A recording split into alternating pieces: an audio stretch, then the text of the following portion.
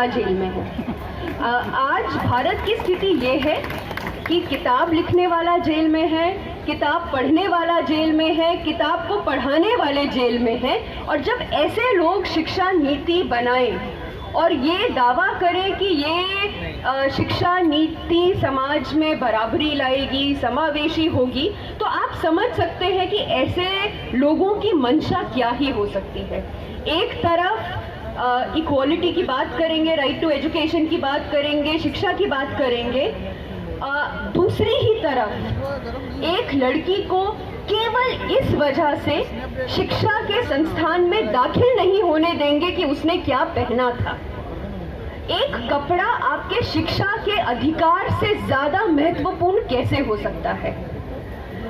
जब right to education आया था उसकी तमाम सारी प्रॉब्लम्स रही हैं। अपने आप में एक बहुत अच्छा कानून नहीं था, बहुत सारी चीज़ें उसमें छोड़ दी गई थी, लेकिन फिर भी जो कुछ भी थोड़ा बहुत उसमें था, 2010 में कुछ विद्यालय हैं जिन्होंने पेटिशन्स दायर की थी कि हमें मजबूर किया जा रहा है 25% जो गरीबी रेखा से नीचे लोग हैं उनके बच्चों को अपने स्कूल में दाखिला देने के लिए, और ये हमारे राइट टू प्रोफेशन का वायलेशन है। वो आर्टिकल 19 को कोट करते हुए सुप्रीम कोर्ट में गए थे, जहां पे 3 जजेस के बेंच ने बहुत साफ साफ कहा था कि right to education, right to life और राइट टू इक्वालिटी से जुड़ा हुआ है। Right to education, right to life with dignity से जुड़ा हुआ है। अगर हम right to life, right to dignity of life की बात करते हैं, जो बिना सामाजिक न्याय, बिना बराबरी के नहीं इमेजिन किया जा सकता है, तो इस बराबरी, इस सामाजिक न्याय को स्थापित करने वाली शिक्षा भी गैर बराबर नहीं हो सकती है, चाहे हम स्कूल की बात करें, चाहे हम हायर एजुकेशन की बात करें। इस देश में शुरू से ही शिक्षा में गैर बराबरी रही है, स्कूलों के लेवल पर भी और हायर एजुकेशन के लेवल पर भी। स्कूलों के लेवल पे हमने देखा है कि किस तरह दशक दर दशक सरकारी स्कूलों के क्वालिटी को गिराया गया है ताकि प्राइवेट स्कूल्स को प्रॉफिट मिल सके, प्राइवेट स्कूल्स का कारोबार, उनकी दुकान चल सके। अगर कोई शिक्षा, एक गुणवत्तापूर्ण शिक्षा आपको 200 रुपए में या मुफ्त में मिल सकती है, तो क्यों लोग अपनी जिंदगी को एकदम अपने बच्चों की पढ़ाई में झोंक देंगे पैसा कमाने के लिए कि उनको अच्छी शिक्षा पढ़ा, उनको अच्छी शिक्षा दे पाएं। स्कूल में तो ये इस्टेब्लिश हो ही गया था।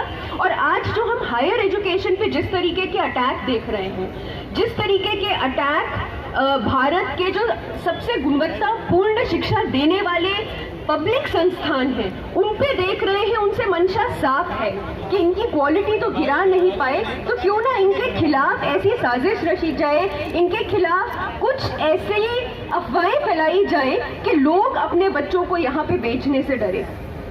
तो हमको देखना पड़ेगा कि इस नीति को जो बनाने वाले हैं उनकी मंशा क्या है। उनकी मंशा बहुत पहले तय हो गई थी। ये जो शिक्षा नीति है, ये शिक्षा को बेचने की नीति है। जैसा कि अभी कहा, this is no education for poor, no education for people. बहुत पहले भारत हायर एजुकेशन को विश्व के बाजार में बेच आया है और कमिट कराया है कि वो शिक्षा को बेचेंगे। यही इस पूरी शिक्षा नीति का उद्देश्य है। इसीलिए जहाँ कहीं भी एक्सपेंशन की बात हो, जहाँ कहीं पे भी शिक्षा का दायरा बढ़ाने की बात हो, वहाँ पे अपने आप सरकार जिम्मेदारी ना लेते हुए पीपीपी, प्राइवेट पब्लिक पार्टनरशिप का जकूफा छोड़ देते हैं। वो कौन सा ऐसा प्राइवेट है जो बिना प्रॉफिट के शिक्षा में अपना रिसोर्स लगाएगा, अपना पैसा लगाएगा? हमने देखा है किस तरीके से प्राइवेटाइजेशन ऑफ एजुकेशन जब स्कूल के लेवल पे हुआ तो एक सिलसिलेवार तरीके से जो उत्पीड़ित तबके के लोग थे उनको शिक्षा से बाहर रखा गया, गुणवत्तापूर्ण शिक्षा से बाहर रखा गया। जब शिक्षा, स्कूली शिक्षा में इतनी गैर बराबरी है, उसका असर हायर एजुकेशन पे साफ साफ दिखता है। हायर एजुकेशन में पिछले 10 सालों में सुसाइड रेट स्टूडेंट्स के अमंग जिस तरीके से बढ़े हैं, उनका एक बहुत बड़ा कारण है कि इस समाज में जिस तरीके के डिविजन्स हैं, जिस तरीके से समाज बटा हुआ है, स्कूली शिक्षा भी बटी हुई है। वो स्कूली शिक्षा जो उत्पीड़ित तबके से छात्र आते हैं उनको उसी तरीके से एम्पावर स्किल नहीं करती है जैसे प्राइवेट स्कूल की शिक्षा अमीर घरानों के लोगों को करती है। ये एजुकेशन पॉलिसी इंक्लूजन की बात करता है और इसके बस बहुत कुछ कम शब्दों में 4 घोर कॉन्ट्रडिक्शंस आपके सामने रखती हूँ। इंक्लूजन और मैसिफिकेशन की बात करने वाला कोई भी सरकार स्कूलों के रैशनलाइजेशन की बात कैसे कर सकता है? स्कूलों का रैशनलाइजेशन मतलब सरकारी स्कूलों की संख्या को कम किया जाएगा। एक ऐसे देश में जहाँ की आबादी इतनी है और बढ़ ही रही है, उस देश में कोई एक कॉमन सेंसिकल आर्ग्यूमेंट बता दीजिए कि स्कूलों की संख्या कम करने का लॉजिक क्या हो सकता है। स्कूलों की संख्या कम इसलिए की जाएगी ताकि प्राइवेट स्कूलों को बढ़ावा दिया जा सके। स्कूल बढ़ेंगे लेकिन सरकारी स्कूल कम होंगे तो फिर स्कूली शिक्षा में किसका दबदबा रहेगा, आप समझ सकते हैं। एक शिक्षा नीति जो इंक्लूजन की बात करती है, जो अपने पहले के 2-3 पेजों में ही इस बात को एक्नॉलेज करती है कि शिक्षा लिबरेशन का टूल है, वो शिक्षा नीति मल्टीपल एग्जिट की बात कैसे कर सकती है? क्या एग्जिट शिक्षा के अलग अलग स्तरों पे अपने आप नहीं है? आप 10वीं कक्षा पास करके वहां पे बैठ थोड़ा ही जाएंगे, आप ग्रेजुएशन खत्म करके अपने बीए की क्लासेस में बैठ थोड़ा ही जाएंगे, आप एग्जिट करेंगे। शिक्षा संस्थानों का काम आपका एग्जिट कराना नहीं है, आप पास हो जाइए, आप एग्जिट कर जाएंगे। उनका काम है आपको डिटेन करे रखना। उनका काम है कि जब आप एक शिक्षा के संस्थान में दाखिला लेते हैं, इंक्लूजन वहां पे कंप्लीट नहीं होता है। इंक्लूजन सिर्फ एंट्री या इनरोलमेंट का नाम नहीं है।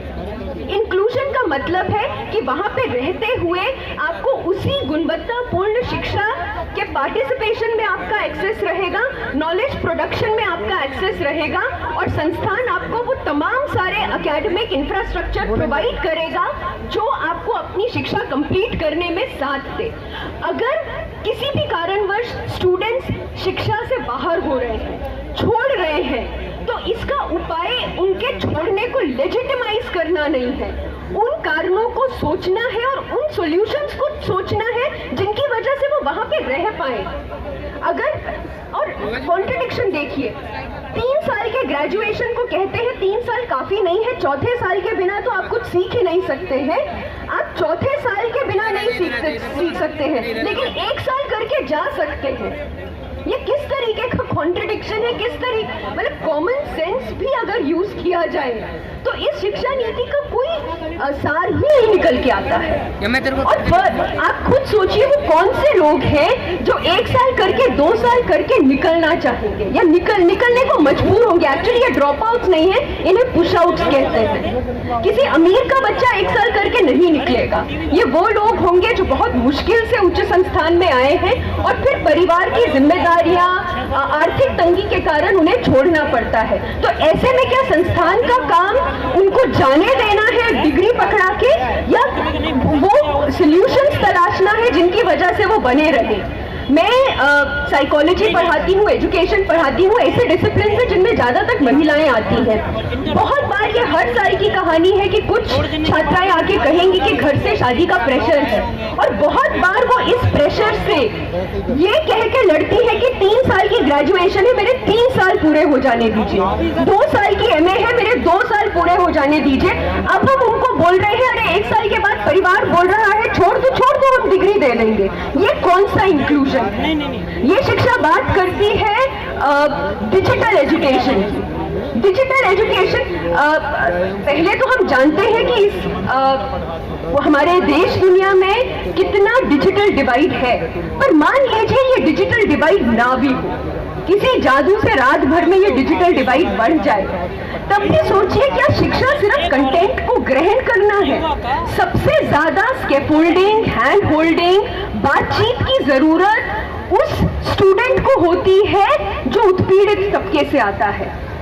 जब ऑनलाइन शिक्षा का दौर चल रहा था इस बीच, तो सबसे ज्यादा एक चीज जो खलती थी एक शिक्षक होने के नाते वो ये थी कि मैं देख पा रही थी कि कौन सा छात्र आज एब्सेंट है, मैं ये नहीं जान पा रही थी कि कौन नहीं बोल पा रहा है, किसको शायद मेरी जरूरत होगी। तो ये डिजिटल एजुकेशन डिवाइड घटाएगी नहीं, डिवाइड बढ़ाएगी, क्योंकि जिसके पास रिसोर्सेज है वो आके इंटर्नशिप वाला, हैंड होल्डिंग, मेंटरिंग वाली शिक्षा लेगा, और जो पहले से ही उत्पीड़ित है, मार्जिनलाइज है, उसको आप सबसे थर्ड ग्रेड